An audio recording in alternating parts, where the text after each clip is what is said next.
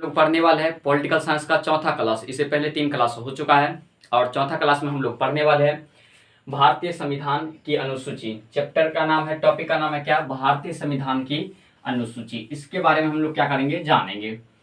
ठीक है। और आप लोग अगर ये पॉलिटिकल का जो कॉपी बनाया है उसमें क्या करेंगे, इसको अच्छे ढंग से नोट करेंगे सजा के, और फिर इसे क्या करेंगे, याद करेंगे, क्योंकि फिर क्लास में क्या किया जाएगा, सुना जाएगा और इसको चेक किया जाएगा। तो देखिए भारतीय संविधान की अनुसूची, तो भारतीय संविधान की अनुसूची जो है इसके बारे में हम लोग क्या करेंगे, बात करेंगे। ठीक है। देखिए क्या कहा गया है कि भारतीय संविधान में 12 अनुसूची है। देखो सबसे पहले गौर सुनेंगे अनुसूची के बारे में। ठीक है। भारतीय संविधान में 12 अनुसूची है। ठीक है। और मूल संविधान में 8 अनुसूचियां थी। ठीक है। देखो मूल संविधान में कितने थी, 8 अनुसूची, जबकि अभी वर्तमान में कितने हैं, 12 अनुसूची है। तो ध्यान में रखेंगे भारतीय संविधान में कितने अनुसूची है, 12 अनुसूची है, जबकि मूल संविधान में कितने हैं, 8 अनुसूची है। इतने जान लिए इसके बारे में। तो आप तो बता सकते हैं ना, अगर कोई पूछा, चाहे क्वेश्चन आ गया कि बताओ भारतीय संविधान में कितने अनुसूची है, तो कितने अनुसूची है, तो 12 अनुसूची। यही में पूछ देगा कि भारतीय संविधान के मूल में पूछेगा कि बताओ मूल संविधान में कितने अनुसूची है, तो मूल संविधान में पूछेगा तो कितने हो जाएगा, 8 अनुसूची। तो आप लोग को हल्के बारी का कहीं अंतर है, हल्के का अंतर है। अगर मूल लगा रहेगा, मूल संविधान पूछेगा तो 8 अनुसूची आंसर बताना है। ठीक है। और अगर सीधे पूछेगा कि भारतीय संविधान में कितने अनुसूची है, तो कितने अनुसूची है, अभी 12 अनुसूची है। और मूल संविधान में कितने हैं, 8 अनुसूची है। मूल मतलब क्या होता है कि जिस समय संविधान बना ना, उस समय उसकी जो अनुसूची जो तैयार किया गया था वो कितने था, टोटल 8 था। मगर अभी जो है वो क्या हो जाएगा, 12। तो जिस समय संविधान बना उसे क्या कहा जाता है, मूल संविधान। तो इसीलिए उसे मूल संविधान पूछेगा था 8 अनुसूची। जिस समय संविधान बना उस समय कितना था, 8 अनुसूची। और अभी वर्तमान में कितने हैं, 12 अनुसूची है। अब देखो 12वीं अनुसूची जो है, टोटल 12 के 12 अनुसूची के बारे में देखेंगे कि 12 अनुसूची में क्या क्या लिखा है। टोटल एक एक अनुसूची का हम लोग क्या करेंगे, बारीकी से इसको क्या करेंगे, देखेंगे। तो देखिए सबसे पहला अनुसूची ये स्टार्ट होता है। ठीक है। देखो प्रथम अनुसूची में ये बताया गया कि राज्यों एवं संशासित क्षेत्र का उल्लेख किया गया है। गौर से सुनते चलेंगे कि प्रथम अनुसूची में क्या बताया गया, राज्यों एवं संशासित क्षेत्रों का उल्लेख है। तो ध्यान में रखेंगे कि प्रथम में क्या बताया गया है, राज्यों एवं संशासित क्षेत्रों का उल्लेख किया है। जैसे है ना वैसे आप लोग क्या करेंगे, कॉपी में उतारेंगे। और देखो पहला में क्या बताया गया है, राज्यों एवं संशासित क्षेत्रों का उल्लेख किया गया है, माने राज्य और जो भी संशासित क्षेत्र है उसके बारे में क्या किया गया है, बताया गया है। तो अभी जो है ना हमारे भारत में 28 राज्य और 8 जो है ना संशासित प्रदेश है। तो ध्यान में रखेंगे यहाँ लिखा हुआ है 28 राज्य और 8 क्या है, संशासित प्रदेश है। तो बताएगा ये किस में उल्लेख किया गया है, तो पहली अनुसूची में किया गया है। दूसरी अनुसूची में ये बताया गया है, देखिए दूसरी अनुसूची में ये बताया गया है कि भत्ते, पेंशन, वेतन, इसका उल्लेख किया गया है। कौन कौन, तो भत्ते, पेंशन, वेतन, ये सब का उल्लेख किया गया है। जैसे कि राष्ट्रपति, उपराष्ट्रपति, प्रधानमंत्री है ना, मंत्रिपरिषद, इस सब का जो वेतन, भत्ते और पेंशन जो मिलेगा उसके बारे में उल्लेख किस अनुसूची में है, तो द्वितीय अनुसूची में बताया गया है। तो ध्यान में आ गया द्वितीय अनुसूची। देखो प्रथम अनुसूची में क्या बताया गया है, राज्यों और संशासित क्षेत्रों के बारे में बताया गया है, जो 28 राज्य और 8 केंद्र शासित प्रदेश है। द्वितीय में क्या बताया गया, वेतन, भत्ता और पेंशन के बारे में बताया गया है, जो राष्ट्रपति, प्रधानमंत्री और मंत्रिपरिषद और चाहे उपराष्ट्रपति को जो मिलता है वेतन, भत्ते और पेंशन, ये उसका उल्लेख किस में किया गया है, द्वितीय अनुसूची में बताया गया है। फिर तृतीय अनुसूची में देखो, तृतीय अनुसूची में ये बताया गया है, तृतीय अनुसूची में ये बताया गया है कि शपथ का उल्लेख किया गया है। शपथ का उल्लेख, जैसे कि अगर मान चलो ना प्रधानमंत्री बनते हैं ना तो शपथ आपको क्या किया जाएगा, दिलाया जाएगा। राष्ट्रपति बनते हैं तो शपथ दिलाया जाएगा, उपराष्ट्रपति बनते हैं तो शपथ दिलाया जाएगा। तो इसका उल्लेख जो है ना, शपथ का उल्लेख किस अनुसूची में है पूछेगा तो क्या बताएंगे, तृतीय अनुसूची में। तो तृतीय अनुसूची में शपथ का उल्लेख है, जबकि द्वितीय में क्या है, वेतन, भत्ते, पेंशन का उल्लेख है, और तृतीय में क्या है, शपथ का उल्लेख है। उसके बाद देखिए चौथी अनुसूची, चौथी अनुसूची ध्यान में रखेंगे। ठीक है। देखो चौथी अनुसूची, राज्यसभा में प्रतिनिधित्व का विवरण, राज्यसभा में प्रतिनिधित्व का विवरण किया गया है। अर्थात राज्यसभा के जो अलग अलग सभी राज्यों में राज्यसभा होता है तो उसके लिए सीट की संख्या निर्धारित किया गया है, जो इस राज्य में इतना होगा, इस राज्य में इतना होगा, इस राज्य में उतना होगा। जैसे कि बिहार में राज्यसभा की सीट की संख्या कितनी है, 16 है। ठीक है।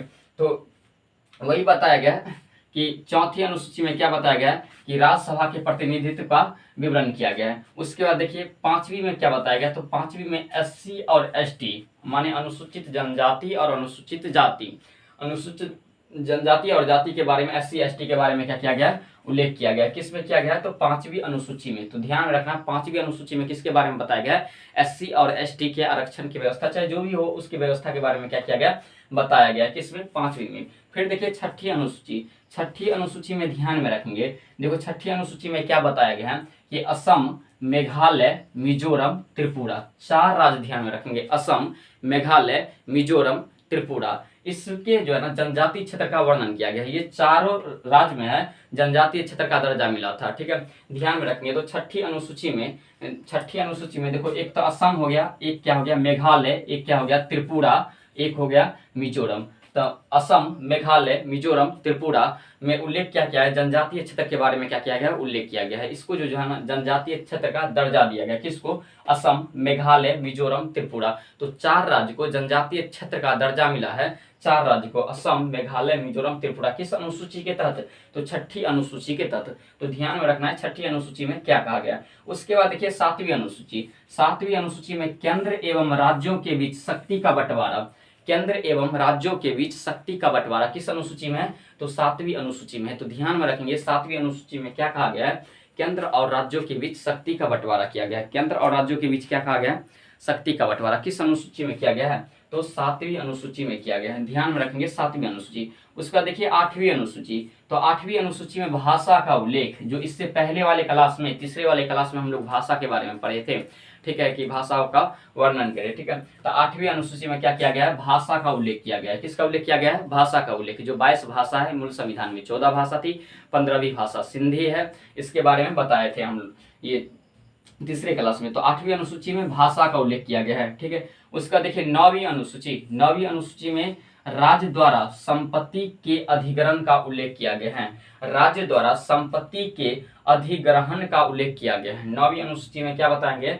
राज्य द्वारा संपत्ति के अधिग्रहण के बारे में क्या किया गया? उल्लेख किया गया। किस अनुसूची में? तो 9वीं अनुसूची में। तो 9वीं अनुसूची के बारे में जानेंगे कि राज्य द्वारा संपत्ति के अधिग्रहण का उल्लेख किया गया है। उसके बाद 10वीं में देखो, 10वीं ध्यान रखेंगे, 10वीं अनुसूची में दल बदल की व्यवस्था किया गया है। तो ध्यान में रखेंगे 10 से 10वीं, 10 से दल बदल। तो ध्यान में हो जाएगा 10वीं अनुसूची में किसके बारे में बताया गया है? दल बदल के बारे में बताया गया है। तो ध्यान में रखना 10वीं अनुसूची में दल बदल के बारे में बताया गया। जबकि 11वीं अनुसूची में पंचायती राज व्यवस्था से है। 11वीं अनुसूची में किससे संबंधित है बताएंगे? पंचायती राज व्यवस्था से है। तो पंचायत जो गांव घर में होता है उसी वो व्यवस्था जो लागू हुआ था किस अनुसूची के तहत? 11वीं अनुसूची के तहत। 11वीं अनुसूची किससे बताएंगे? पंचायती राज व्यवस्था से। पंचायती व्यवस्था से देखो, पंचायती व्यवस्था में टोटल विषय अगर पूछ देगा तो बताना है क्या चीज? 29 विषय। तो ध्यान में रखेंगे कि 11वीं अनुसूची में कितने विषय है? तो 29 विषय है। तो ये ध्यान में रखेंगे। ठीक है, ये किससे संबंधित है? 11वीं अनुसूची पंचायती राज व्यवस्था से संबंधित है। और कितने अनुसूची है? तो 29 सूची है। कितने बताएंगे? 29 विषय है। इसमें कितने विषय बताएंगे? 29 विषय है। उसके बाद देखिए 12वीं अंतिम जो है, 12वीं जो है ना स्थानीय शासन से। किससे बताएंगे?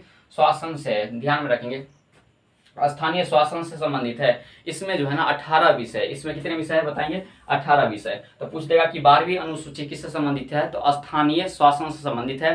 कितने विषय है? तो 18 विषय। 12वीं में कितने विषय? 18 विषय। जबकि 11वीं में कितने विषय है? 29 विषय। टोटल कितने विषय बताएंगे? 29 विषय। तो एक बार क्या करेंगे, इसे फिर से रिपीटेशन कर लेते हैं। ठीक है, देखिए भारतीय संविधान की अनुसूची, तो ध्यान रखेंगे भारतीय संविधान में 12 अनुसूची है। कितने अनुसूची है? 12 अनुसूची है।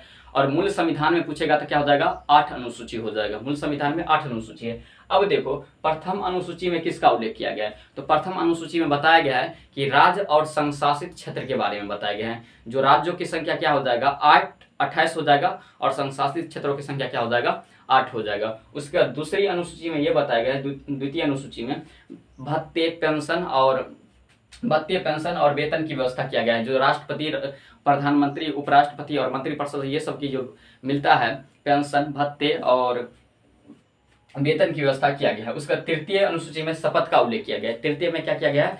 शपथ का उल्लेख किया है। जो राष्ट्रपति, प्रधानमंत्री और मुख्यमंत्री ये सब जो शपथ लेता है वो किस अनुसूची में क्या तहत लेता है? तो तृतीय अनुसूची के तहत। चौथी अनुसूची में राज्यसभा में प्रतिनिधित्व का विवरण किया गया है। चौथी में किसका किया गया है? राज्यसभा में प्रतिनिधित्व का विवरण किया गया। उसका 5वीं अनुसूची में SC ST का उल्लेख किया गया है। 6ठी अनुसूची में असम, मेघालय, मिजोरम, त्रिपुरा जनजातीय क्षेत्र का दर्जा मिला है। उसके बाद 7वीं अनुसूची में केंद्र और राज्यों के बीच शक्ति का बंटवारा, केंद्र और राज्यों के बीच शक्ति का बंटवारा किस अनुसूची में है? 7वीं अनुसूची में।